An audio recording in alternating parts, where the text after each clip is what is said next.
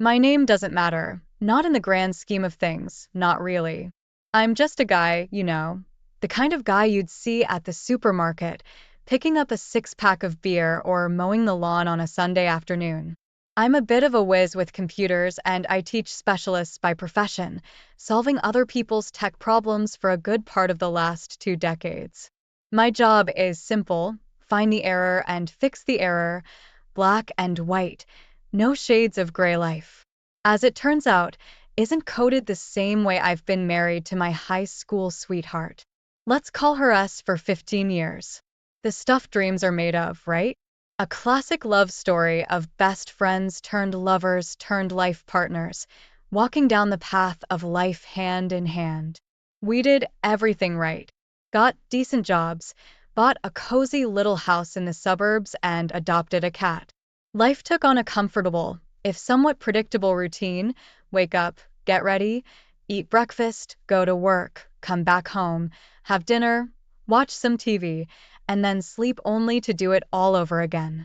The next day, rinse and repeat. Our conversations mostly revolved around who would take out the trash, walk the cat. Yep, you heard me, walk the cat, and what we should get from the grocery store. We were like two ships passing in the night, only docking at the port for occasional refueling. Don't get me wrong, it wasn't bad. Not at all. It was comfortable, safe. There were no wild arguments or bouts of intense passion. The days of quick kisses in the school hallway and long drives with no destination in mind were long past us. The excitement and thrill of the chase had faded away, leaving behind a steady rhythm.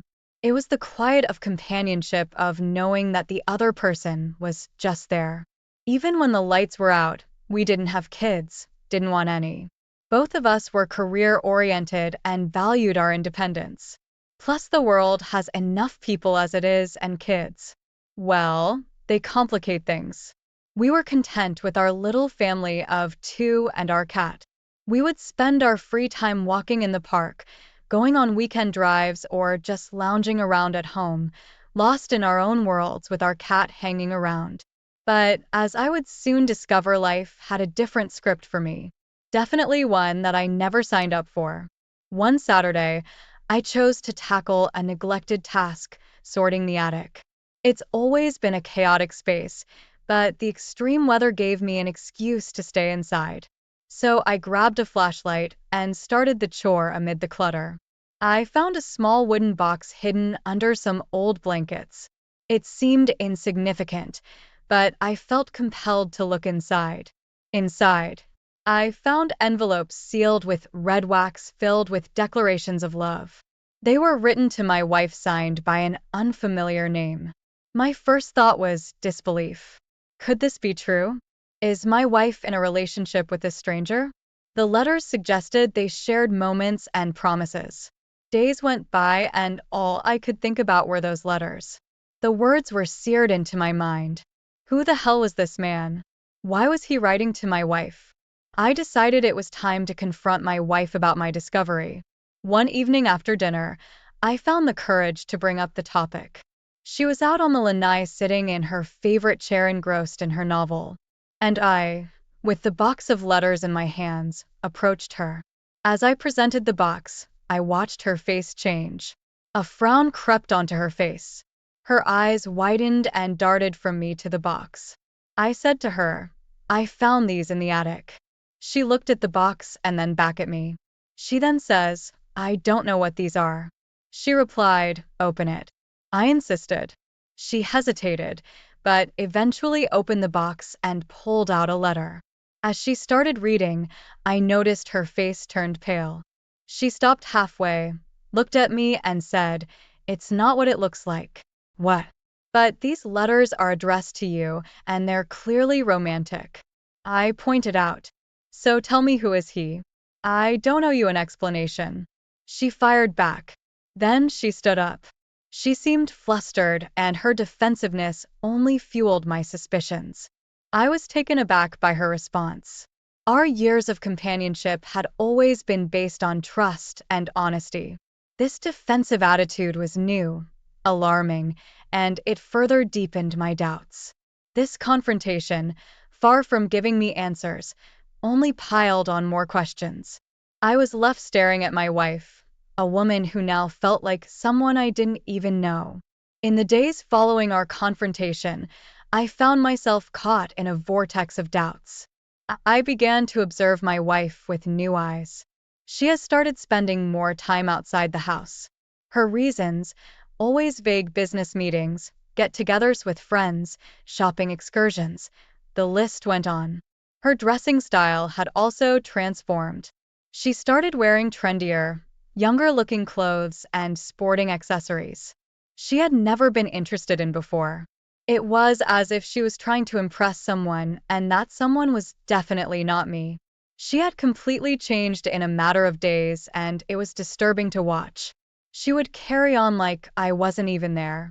My wife wasn't a techie person like me, even though she had a laptop and a smartphone. She barely used her laptop, and she always used her phone a lot. I investigated what I could see on the surface. I looked through her laptop, but couldn't find anything. And surprisingly, I looked through her phone, mostly when she wasn't around. She didn't have a password on her phone. I looked through our phone bill. It was her usual contacts, a couple of her friends and her two sisters. I wanted to see if I could track her movements. I thought about a GPS tracker, but in New Jersey, it's illegal. And the law says it might be considered stalking. So that thought went out the window. This whole ordeal was stressing me out. So I did some research on some private investigators in my area. I came across a former police officer who didn't retire, and he started up his own investigative service while he was still a cop, but his business took off in his second year and he left the police force. When I met the private investigator, I gave him the box of letters and told him about the confrontation I had with my wife regarding these letters. I supplied him with all the necessary details, my wife's routine, her work address, and the names of her close friends. The investigator asked me to give him 2 weeks, and then he told me to continue life as normal, also maybe take her out to dinner, or something to make her think that maybe it was a misunderstanding and the letters didn't bother you. Well, the detective was right on the money. He called, he had news. And from the tone of his voice, I knew it wasn't good. My meeting with the private investigator was at a roadside cafe. He slid an envelope across the table to me. Inside, a collection of pictures confirmed my worst fears. My wife, the woman I spent half my life with, was having an affair. The photos were shocking. In one photo, she had the balls to hang out with this man near my job. She was off that day in a nearby restaurant. Oh, that's not all. 2 times, the investigator caught them going to a hotel, and he caught them getting busy in her car, which I bought her. All I did was shake my head. The guy she was with don't know him. The investigator looks at me and told me to try to keep my emotions in check before going home. I thanked the private investigator and left with all of the information in my hand. I didn't immediately go home. I went back to my office and locked them in my desk. When I went home, my wife wasn't home yet. So I took the opportunity to open up 2 new accounts at my bank and started to move some money over to them. We had one joint bank account, mostly to pay bills, and a small savings account. Then I went out to the garage and found a suitcase. I started packing some things because I didn't want her to know what I was doing. So I left the suitcase in the garage behind some boxes. About an hour later, my wife came home. I was sitting in the home office on the computer, looking at divorce lawyers, and made an appointment online to consult with an attorney the next day. My wife comes in and says she is going out with some friends. My response was okay, and I didn't say anything else. She asked me, was I okay? And I said, yes, I am. Well, when she left later that night, I continued to pack some things, went to a nearby extended stay hotel, checked in, and dropped off my things. I didn't stay. I just wanted to have a place to lay my head temporarily. Oh. My wife didn't get home till almost 3 in the morning, and I didn't confront her. I had already made my mind up. The divorce attorney I made the appointment with told me 2 things. He said, New Jersey is a no-fault divorce state, but it's not a pure no-fault divorce state. A spouse can seek a divorce based on fault grounds. When I met with the divorce attorney, I gave him everything. I had copies of the letters and copies of the photos and videos. So I filed for divorce based on adultery and it was set in motion, but I wasn't done. My behavior towards my wife changed overnight. Instead of the cold distance, I showered her with affection and attention. I bought her flowers, took her out to dinner, and complimented her daily. My demeanor didn't raise any suspicions. It only seemed like I was trying to rekindle the dying flames of our relationship. The idea of a charity event popped in my mind one day.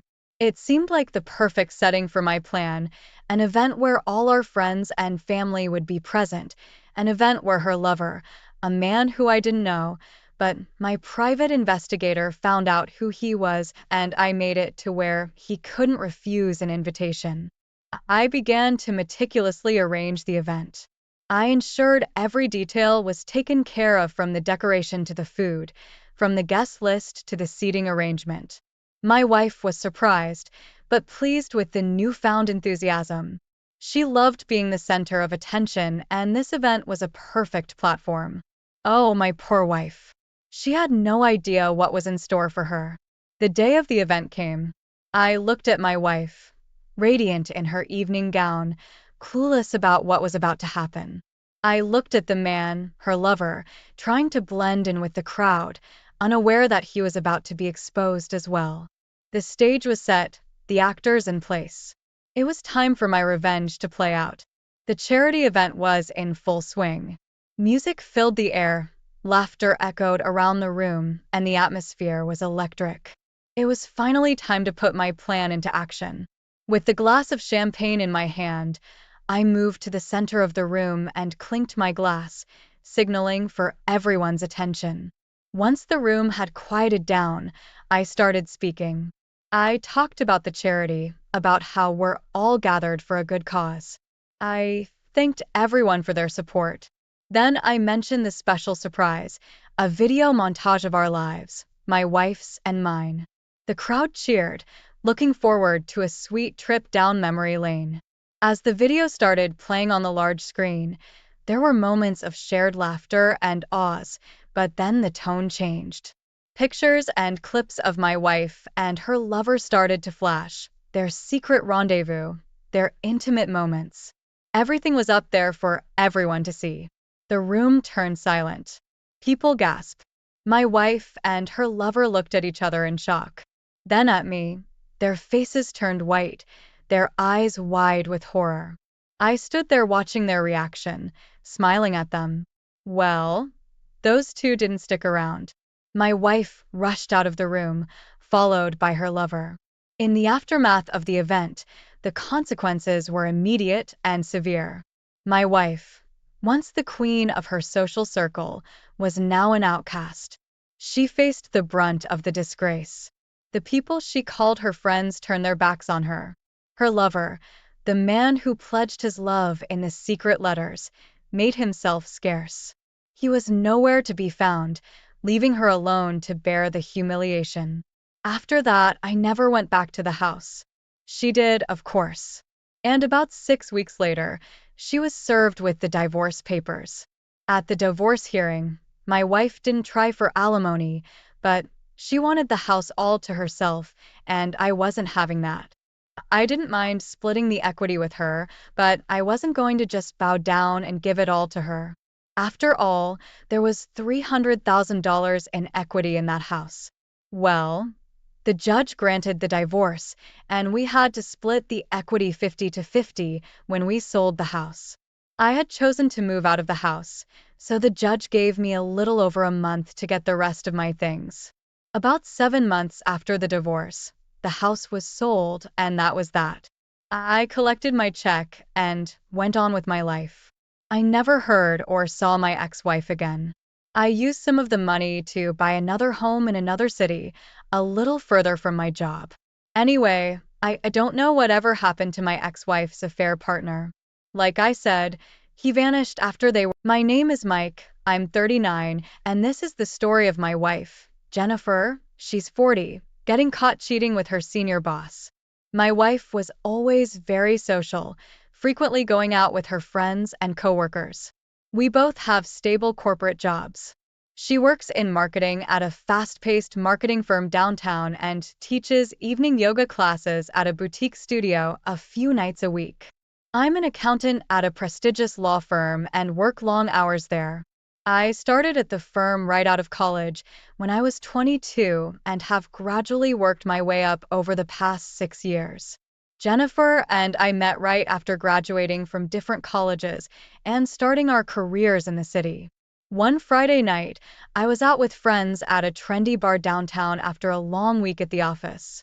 My college friends were visiting town, so we were catching up over some beers.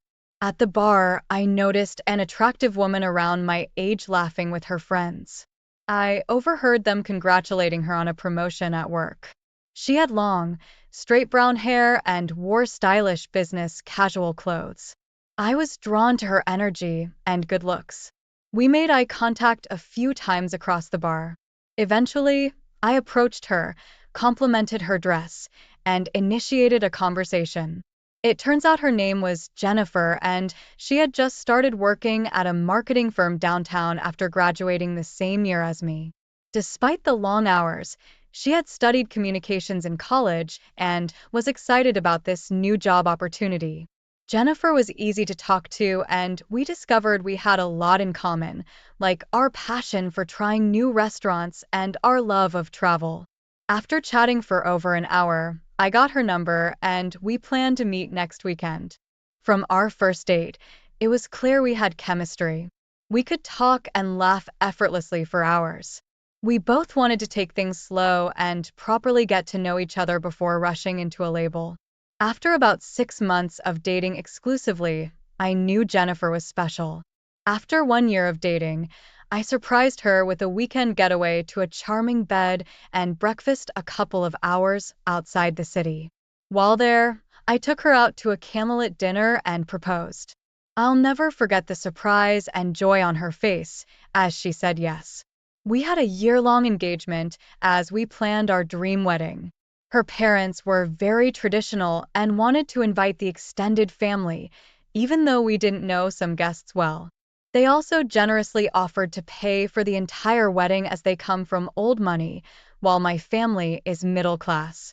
I sometimes felt awkward about the differences in our upbringings, but Jennifer always assured me it didn't matter.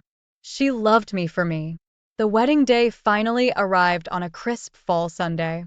Jennifer wore an exquisite lace gown and looked like a princess. We exchanged heartfelt vows in a beautiful cathedral ceremony, then danced joyfully with our friends and family at the elegant reception her parents organized. We jetted off the next day to an all-inclusive resort in the Jamaican Islands for a 2-week honeymoon, another gift from her parents. It was heavily relaxing on sandy beaches with no work or life stresses, just focusing on each other. Once we returned to real life, we settled into a comfortable newlywed routine. I would wake up early to go to the office, while Jennifer left for her corporate marketing job a bit later. We both worked long hours, but tried to make time for date nights on the weekends, going to new exotic restaurants or plays downtown. Jennifer also taught yoga classes at night to bring in some extra income, since teaching was her passion. She would head to the studio after work, 2 to 3 evenings a week, while I often worked late at the office. I also played on a local recreational soccer team with my college buddies, which kept me active and helped me wind down from corporate life. Jennifer was never into sports, but would cheer me on from the sidelines. After about 2 years of marriage, Jennifer mentioned wanting to have kids soon. Her biological clock was ticking, and she dreamed of starting a family. Although I wanted kids someday, I asked if we could wait just a couple more years. I was up for a promotion at my firm soon, which would require even longer hours for a while. We should also enjoy a couple of years of married life before taking on parenthood. Jennifer was disappointed. I reluctantly agreed to wait. Looking back, The desire for motherhood and her career ambitions fueled what happened next. Our marriage carried on contently for a couple more years. Then, one day, I started noticing subtle changes in Jennifer's behavior. Nothing huge or alarming, but just little things that felt off. For one, she suddenly joined an intense cycling studio downtown and started riding every morning before work. Jennifer enjoyed yoga, but had never been into strenuous exercise classes before. When I asked about her newfound passion for cycling, she just said she wanted to get in shape, and her coworker friends were going too. I also observed Jennifer staying out later with coworkers more frequently for dinner or happy hour drinks after work. When I would text her asking when she'd be home, sometimes she wouldn't respond for hours, saying she left her phone in her purse and didn't hear it. However, being attached to her phone hadn't ever been an issue before. Over the next couple of months, Jennifer's behavior continued morphing in subtle but strange ways. We were cuddling on the couch, watching a romantic movie one night. I started kissing her neck and caressing her leg, hoping to initiate intimacy, but she pushed me away, saying she wasn't feeling well. She had a headache. I was surprised and hurt by the rejection, but tried not to overthink it. She had headaches before, but it never stopped us from getting busy. Another time, she texted she would be home an hour later than planned because of an impromptu work happy hour. When she walked in, I could smell alcohol on her breath more than one drink after work. She was stumbling a little. She got defensive when I pointed this out, saying I didn't trust her judgment.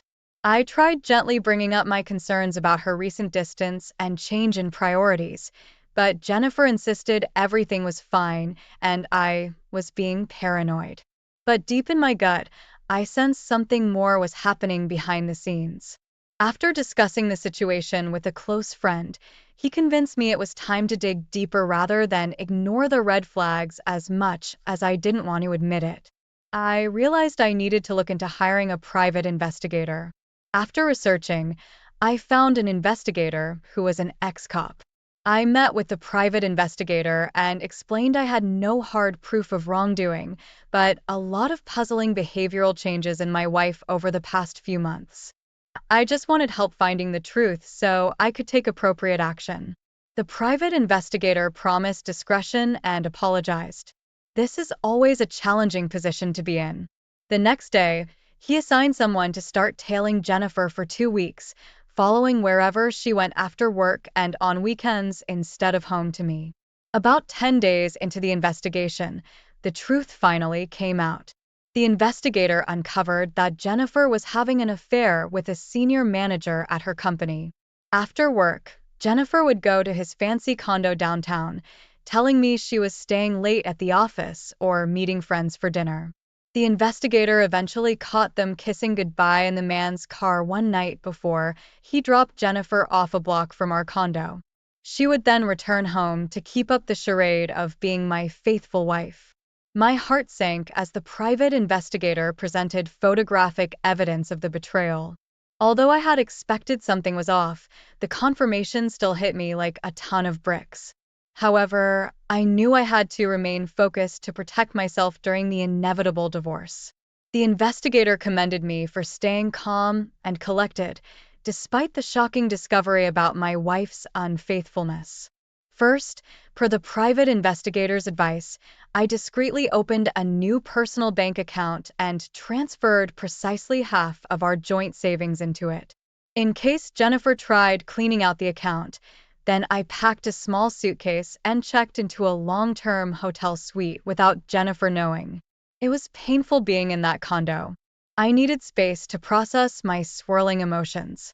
When Jennifer finally texted that evening asking where I was, I simply responded that I had left and would have divorce papers drawn up soon. She immediately called me crying, asking if we could discuss things, insisting it was all a colossal mistake, but I could barely listen, overwhelmed with anger and sorrow at her betrayal. I told her my lawyer would be in touch and hung up while she was still tearfully pleading for another chance. Over the next few weeks, I worked closely with my attorney to file for divorce swiftly on the grounds of adultery. Utilizing the private investigator's extensive evidence, Jennifer's wealthy family tried to offer hush money to keep the affair under wraps. A messy divorce scandal would look bad for their pristine reputation, but I refused to cover up the deceit for their sake. After Jennifer utterly shattered my trust, this was her mistake to own, not mine to hide. As news spread about our impending divorce, several of Jennifer's friends who knew about the affair apologized for not telling me sooner. They were scared to rock the boat, but admitted feeling guilty watching me be betrayed. I thanked them for their honesty when it mattered most. Despite her family's aggressive lawyers trying to intervene, the divorce proceedings were fairly quick and amicable. Jennifer realized there was no salvaging a relationship without trust. She didn't contest any terms I proposed to the court. We divided our finances and possessions evenly. I kept the downtown condo we bought, which I could afford alone while she moved back home with her parents until she found a new place. I was devastated when Jennifer first cheated, but we can move on separately now. I've reconnected with old friends, hit the gym to reduce stress, and even started casually dating again. Jennifer's affair with the older manager quickly fell apart once the excitement of sneaking around was gone. Last I heard, she regretted everything and blamed her behavior on turning 30, feeling her biological clock ticking, but that's no excuse for utterly betraying your spouse's trust. I'll find love again with someone who shares my values when right. Though this divorce was painful, it was a wake-up call in some ways. I realize now I can't just work nonstop and expect marriage to flourish without nurturing intimacy.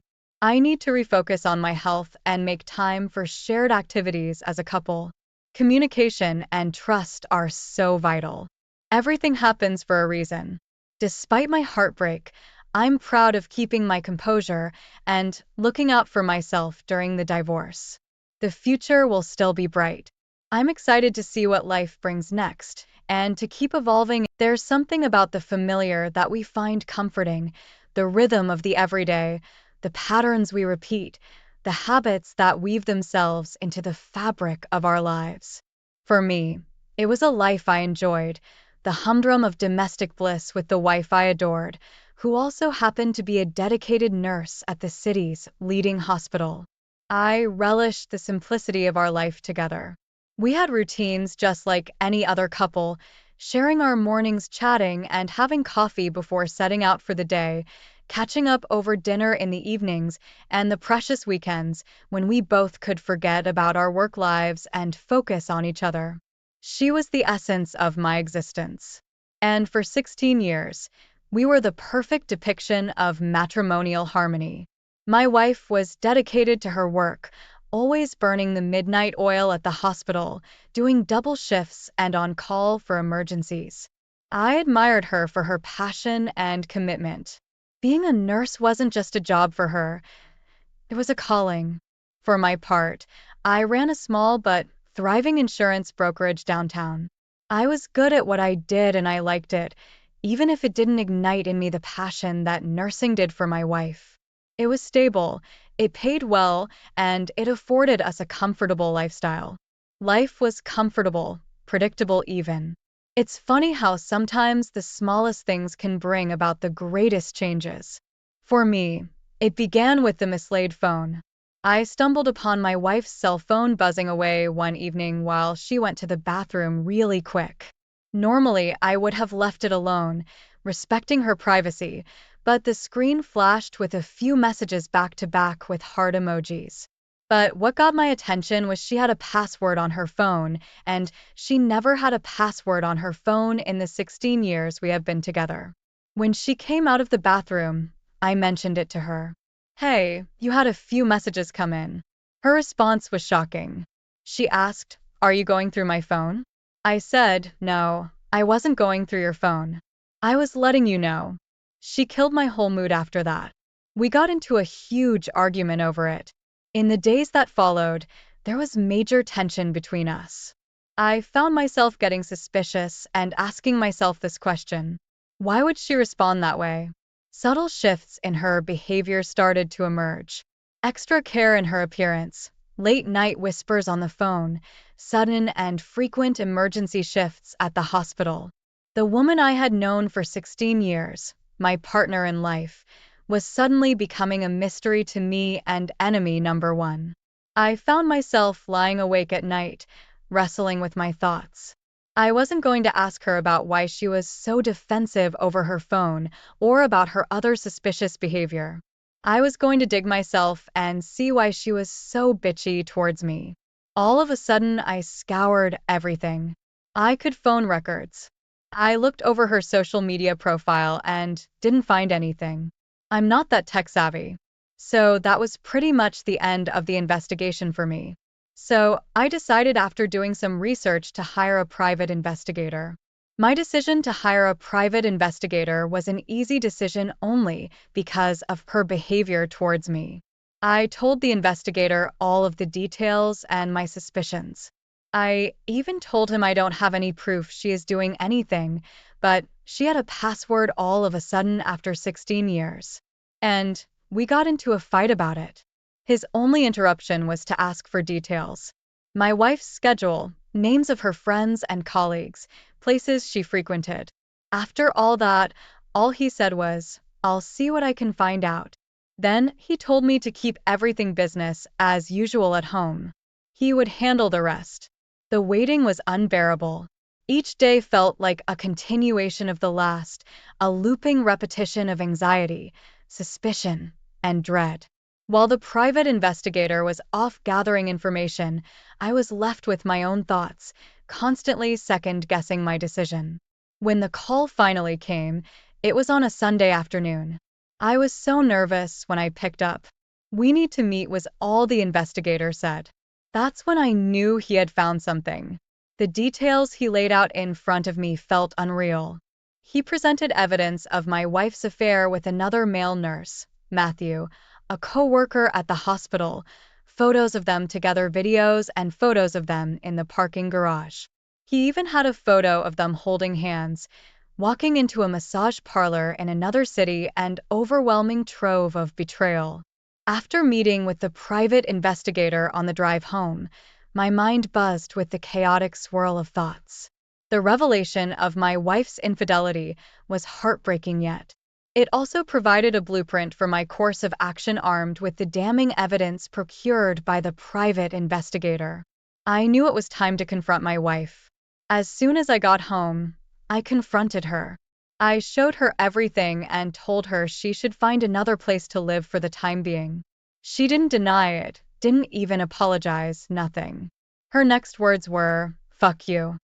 I am not going anywhere. I live here." After that statement, I just stared at her for a second.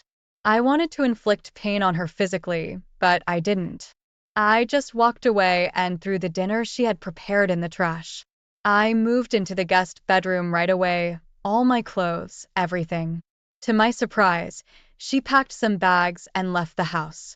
The next morning, I did some research on divorce lawyers in the area, found one who offered a free consultation.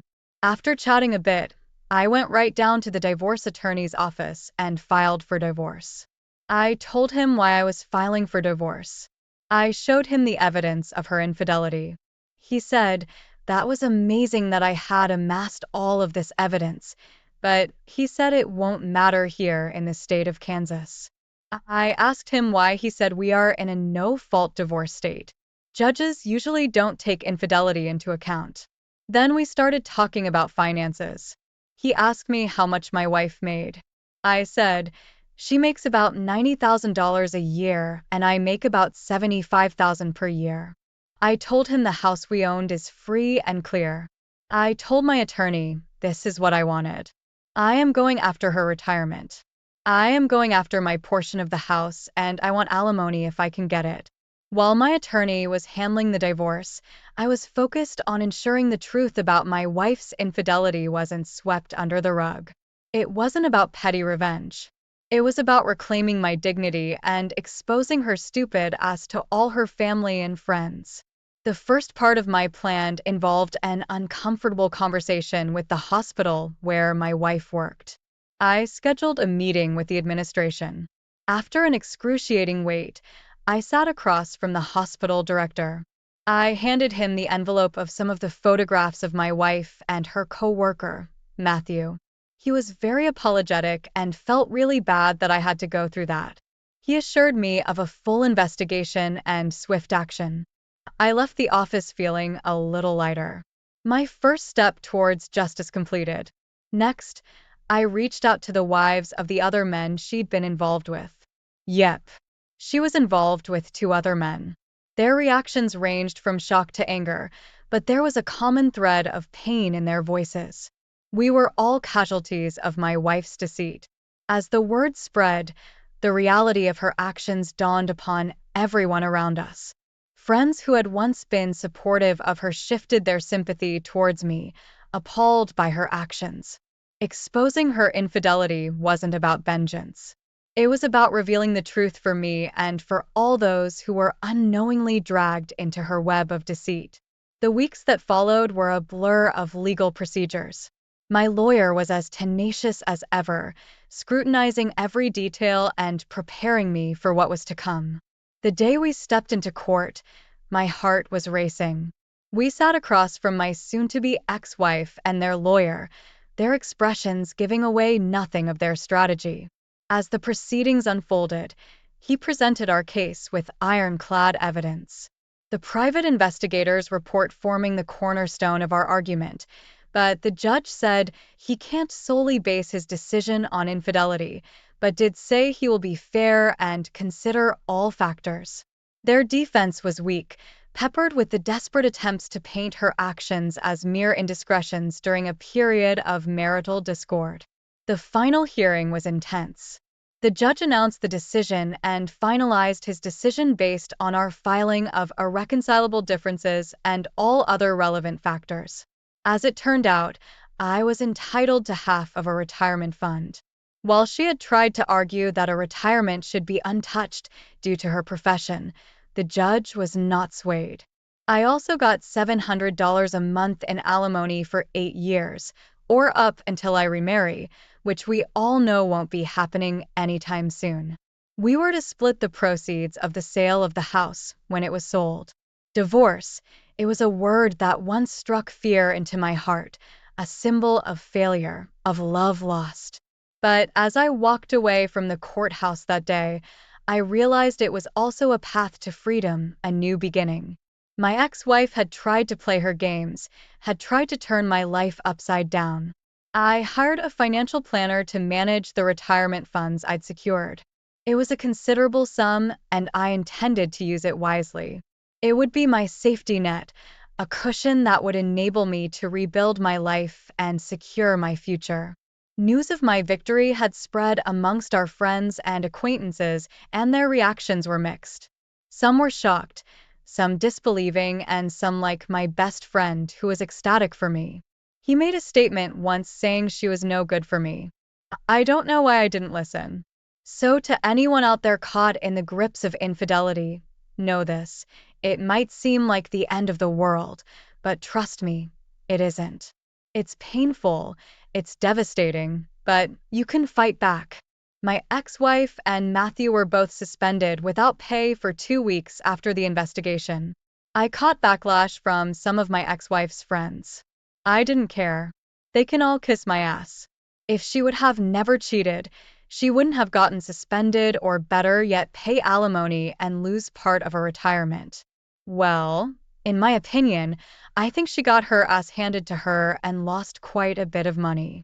If you add that she got suspended for 2 weeks without pay for the relationship with the other nurse, and her reaction to her husband's suggestion about her leaving the house showed she just didn't care and didn't show any remorse. The crazy thing is you never know that someone you have spent 16 years married to would react in such a manner until my wife and I met on a hiking trip after we were convinced by each of our friends to come along. We instantly knew we wanted to do this more often. As soon as we met, she gave me butterflies. She was outgoing and outdoorsy. confident, but anxious about getting close to other people.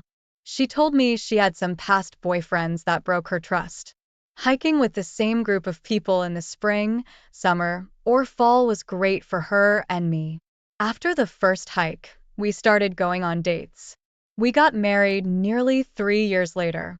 We were married for 3 years, and during our marriage, we hiked with that same group of friends, which consisted of Clay, his brother, and 3 girls. Working full time sucked us away for a while. Before we knew it, it had been 3 months since we hiked with our friends in the spring, and if we didn't hurry, we'd miss the whole summer. The last time we went, I noticed my wife talking and laughing with Clay more than she ever had before. Usually she stuck pretty close to 2 of the girls and me. I'd like to say I didn't pay it any mind, but it bothered me, and maybe that's why I avoided hiking for a while. I noticed my wife was texting him, but when I asked why she said I didn't need to be immature or jealous. I told her that was just something she could say to defend herself. Then she told me that Clay was already seeing someone. I didn't think this was true, and just seemed like a clever way to get me to leave her alone about it. A week after that, so still about 3 months since she started talking to Clay all the time, she said she wanted to go hiking with the crew again that weekend and camp on Friday night. I thought it was awfully convenient for her to bring this up after I told her I had to work this weekend because my boss insisted. I specifically had to work Friday afternoon and Saturday morning. She told me it was moving away the week after and wouldn't be able to hike with us anymore. So then I felt bad and was pressured to allow my wife to go with her and the rest of the group without me. We'd known them for years, so I didn't think she'd run off with Clay, who'd apparently just come out of the closet. So she left Friday, just before my shift at work. I got home late, super lonely, and went to work the next morning. I wanted to call her or text, but she didn't have a signal in the woods. There were a few spots we set up camp before, just off the trail in certain recognizable areas. No service anywhere. I got home Saturday and anxiously waited for her to return. When 7 p.m. rolled around, I was annoyed. They weren't supposed to camp another night. I called Clay and his brother first, but they didn't answer. I called each of the girls, and they all answered. They all told me the same story, that they got home around 2 p.m. and assumed my wife was gonna head home too, but she was still at the site when they left. Also, none of the girls were moving. They could have done this hiking trip on a weekend when I was off. I was getting more disheartened as the night went on. I wondered if she got lost in the woods. Then Clay's brother called me back. He said his brother was home, sleeping, and my wife stayed behind to camp with one of the girls another night. I told him that lie wouldn't work because I already knew all 3 girls were home. He was speechless for a minute, but then played it off like his memory might have been foggy, or maybe the girl changed her mind. He asked me if my wife would camp by herself for a night, and I told him she wouldn't. I demanded and pressured him for the truth, knowing he was trying to hide something. He caved in and admitted she was at their house, with Clay in his room. I drove straight to his house. Clay's brother let me in, but begged me to go easy on him. I opened the door and found my wife on top of him. I had prepared myself on the car ride over that this was going to be bad, but it was different actually seeing it.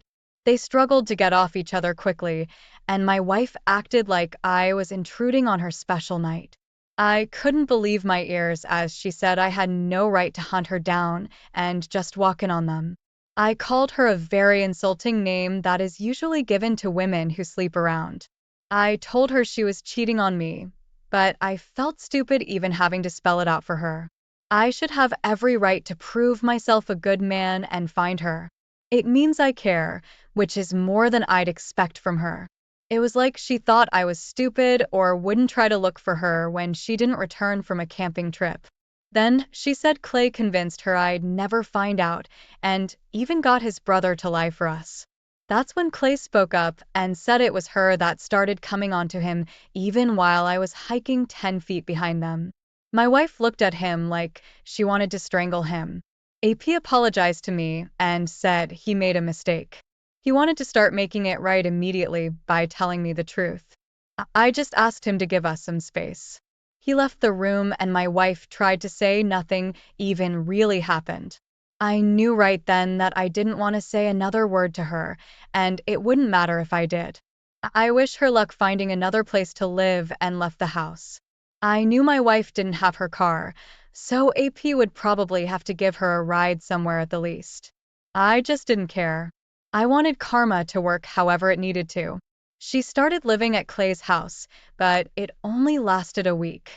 He felt bad for what he did to me by taking my wife, and just because she did it with him didn't mean he had to house her. He told me she really planned to stay in the woods with him, but didn't want the police to start searching for them there if I reported her missing.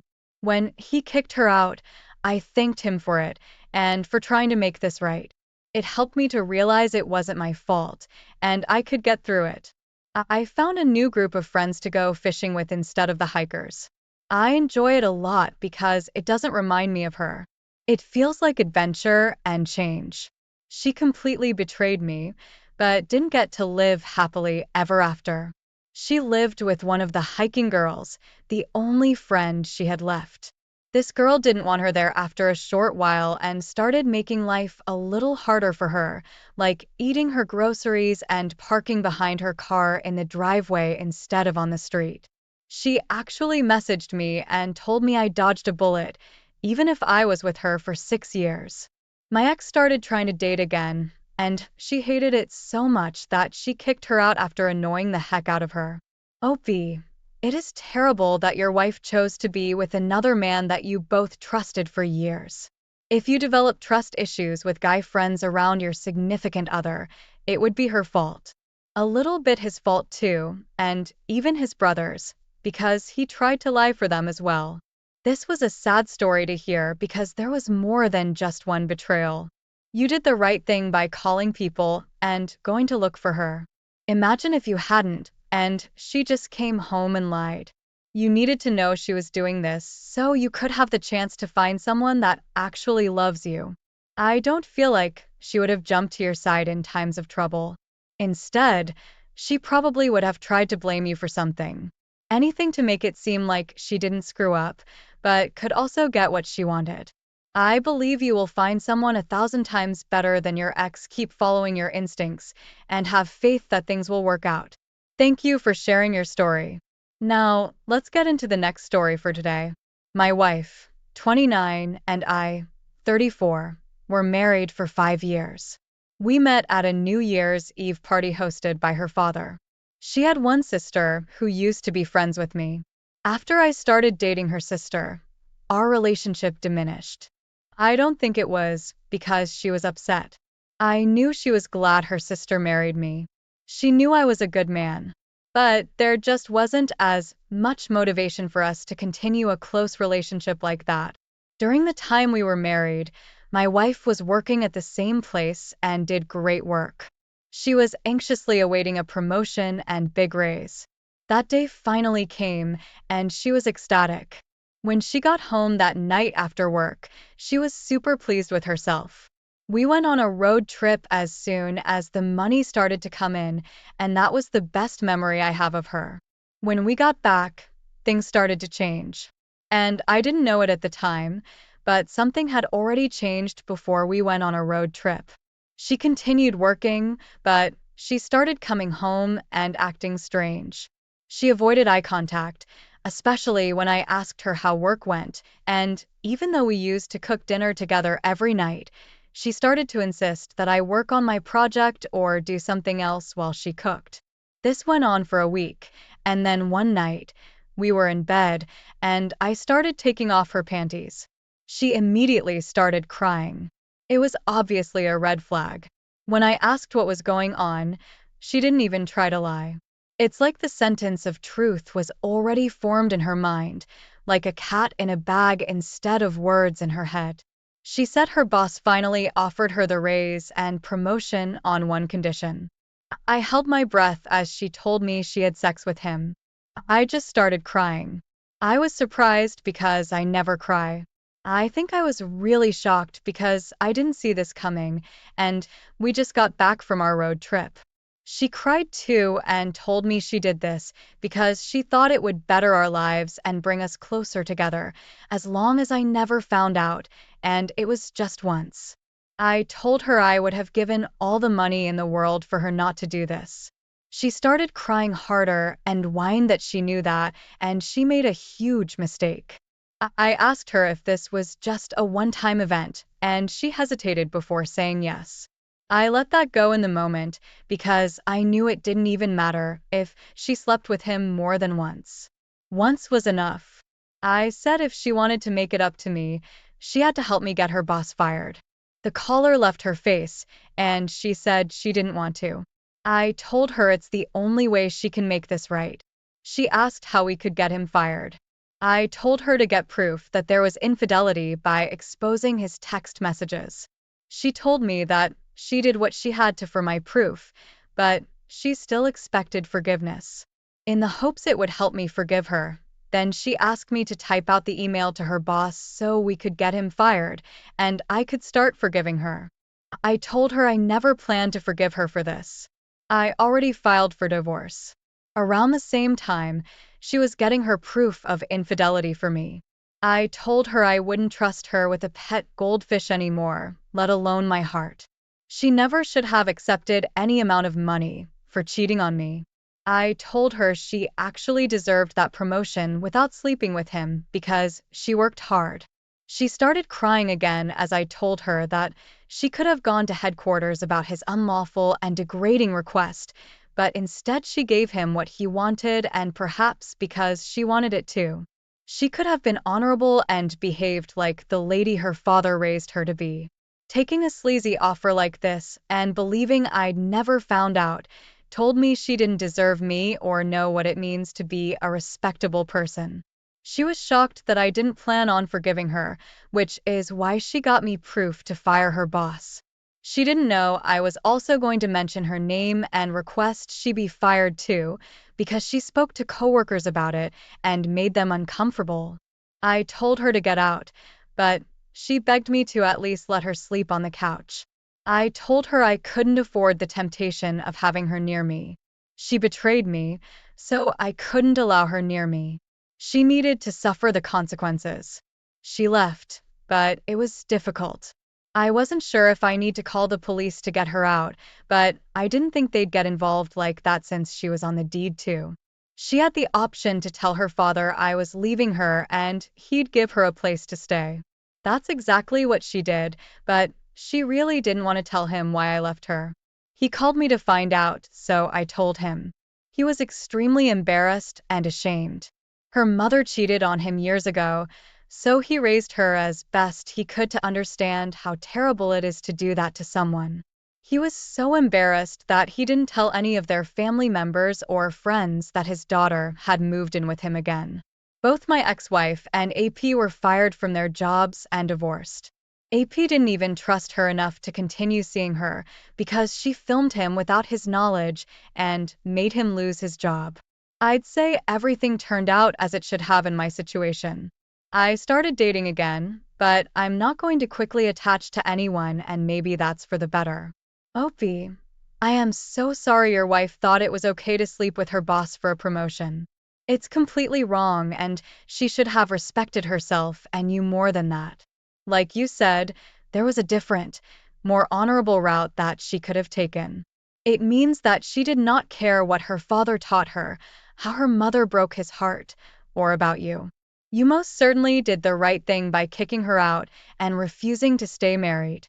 I'm glad she couldn't keep her shameful secret hidden. The truth always comes out, but even before it does, karma begins. I thank you for sharing this story so that others may be encouraged and understand what must be done if they're in this situation. Thank you all for taking the time to listen to today's stories. If you enjoyed listening, please feel free to like and subscribe if you haven't already.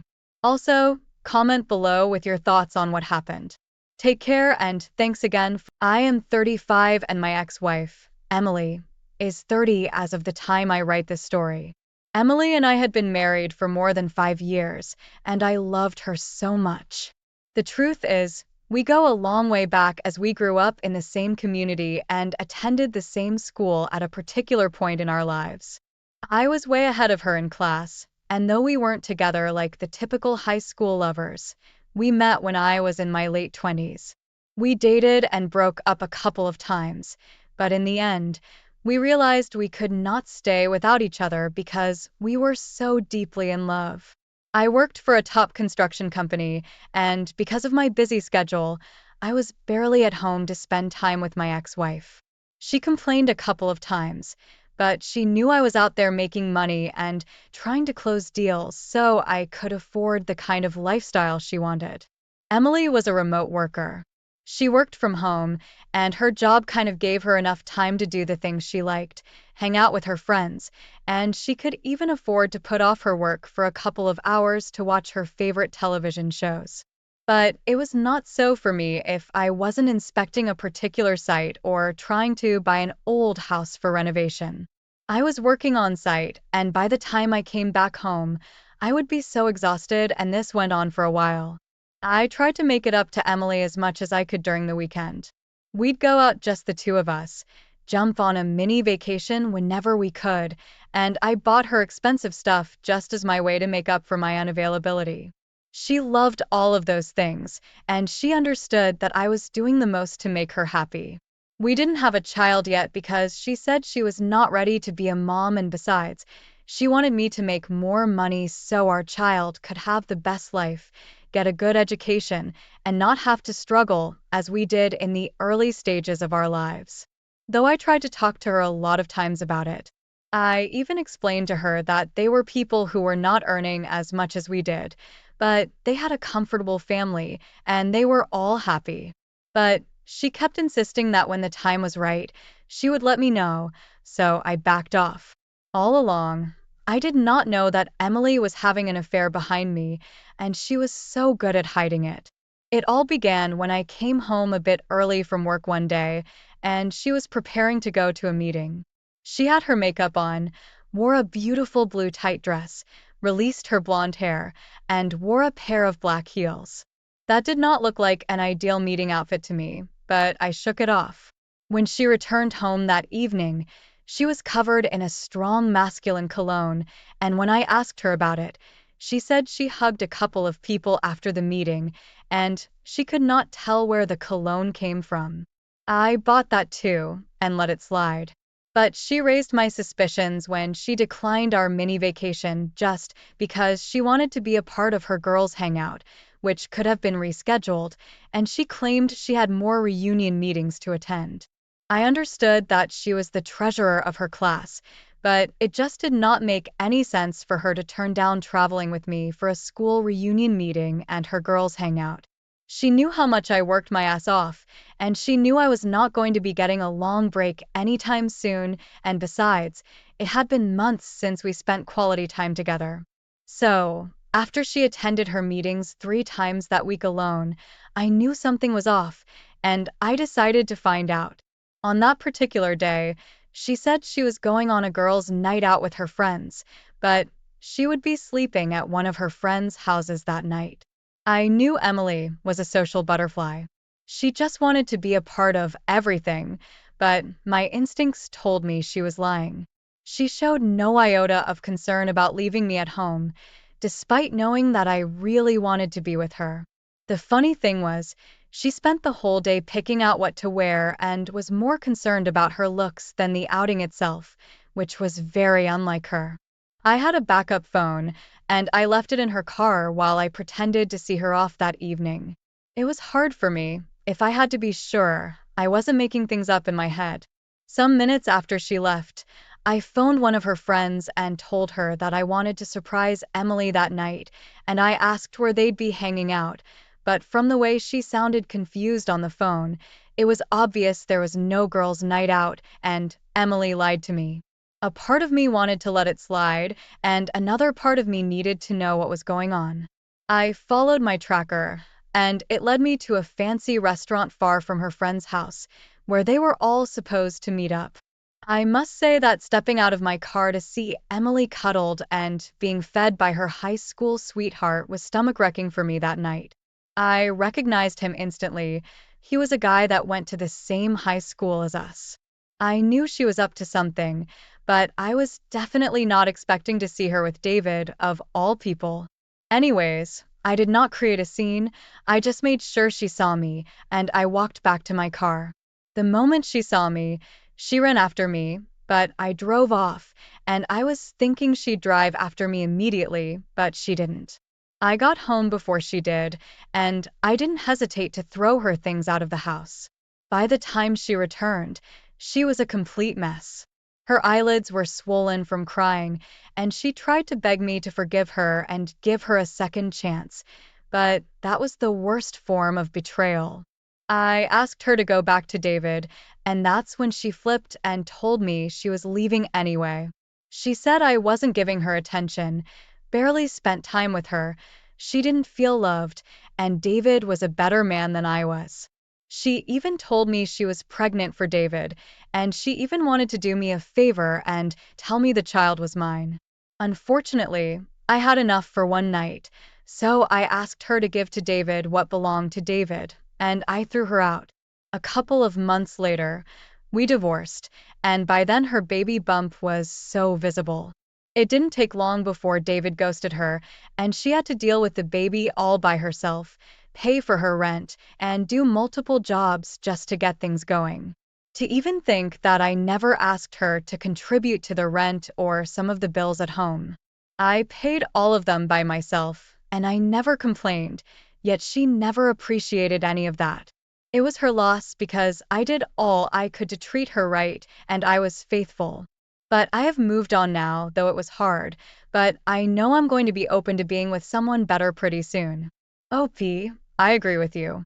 She had to give to David what belonged to him, and I'm glad you did not fall into the trap of giving her a second chance. And to think that she did not even show remorse and went ahead to compare you with her lover, that is pathetic. I understand that you loved her, but she didn't, because if she loved you, she would never want to hurt you or even get pregnant with another man's baby. As you said, it's the worst form of betrayal. Take some time to work on yourself and find peace with what happened. Thank you for sharing your story. Let's now get into our next story for today. Hello, I'm sharing this story because my ex-wife, April, 26 female, messed up big time. When April and I got married, she swore that nothing was going to come between us, and I believed her. Our love was young. We had just been married, and it wasn't up to 2 years, though we dated for a few years before getting married. Because of our beliefs, our marriage was the kind of relationship where we did not get intimate before marriage, so after we got married, it was a lot of exploring for the both of us. The first few months of our marriage were awesome. We made love almost every day, and that's because I could not get enough of her. She was crazy about me, and I was crazy about her too. And despite our busy work schedule, we always found ways to maximize our moments together. April worked part-time at a bakery, and I worked at a tech company.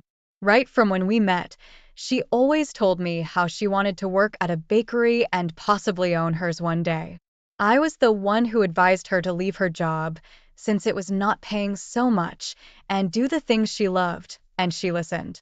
Because of her passion and consistency, after we got married, she was lucky to get a baking contract from one of her friends who needed her to bake and sell pastries every Tuesday. The contract was a juicy one, and she took it. Before she got the contract, we used to spend more time together on Monday evenings, talking about our day at work and the rest. But since selling at her friend's talk show was an every week thing, April and I became distant. It wasn't just about Monday nights anymore, she just changed and paid less attention to me. If she wasn't baking, she'd either be on her phone, or she was just not paying attention to me like she used to. Slowly, our intimacy reduced. She would always claim she was not in the mood, even when she knew how much I loved to make love to her. As if all of these were not enough, I noticed that April stayed out late on Monday nights, and if I asked her why, she'd say she went grocery shopping for the next day, and sometimes she would pick a fight with me over it. Funnily enough, whenever she returned from her grocery shopping by 10 p.m., she'd come home with a very small bag, and since I was familiar with her baking ingredients, I knew most of them did not need refilling, as she claimed.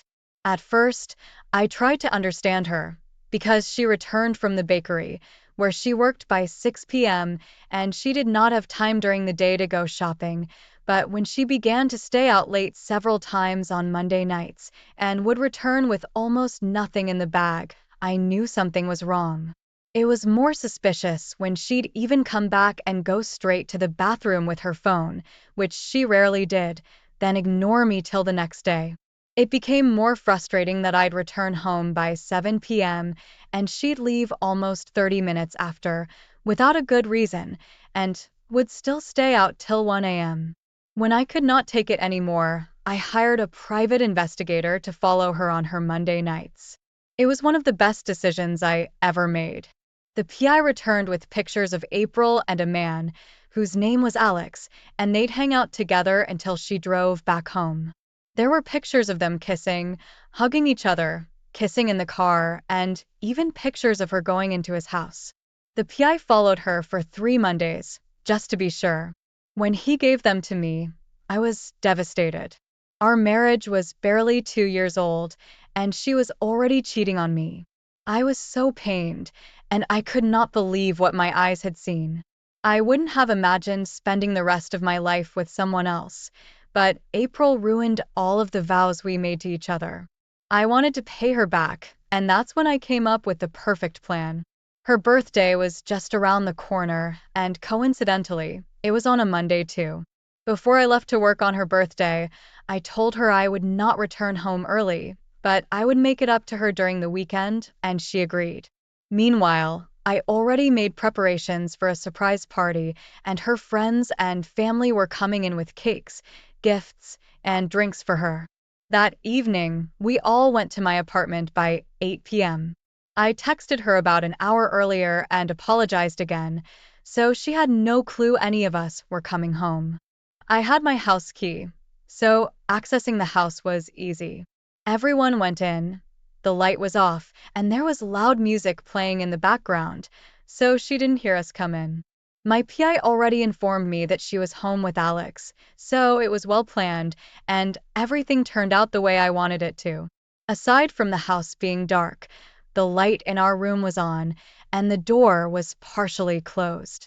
Her mom was the first to get to the door, and immediately, she opened it in a bid to surprise her. She stood at the entrance in shock, and the cake fell off her hands. Her sister screamed too, and her dad began to shout. April was caught red-handed on top of Alex, naked and pleasuring themselves. It all happened so fast, and before she could get up and cover herself, everyone had seen her. I acted surprised as well, but deep down I wasn't. I knew it wasn't the first time they were screwing each other. Her best friend, Anna, was there, and from the look on her face, she did not expect to see April like that. Anna tried to push people out of the corridor, but it was too late. Everyone came to take a peek at April and her lover.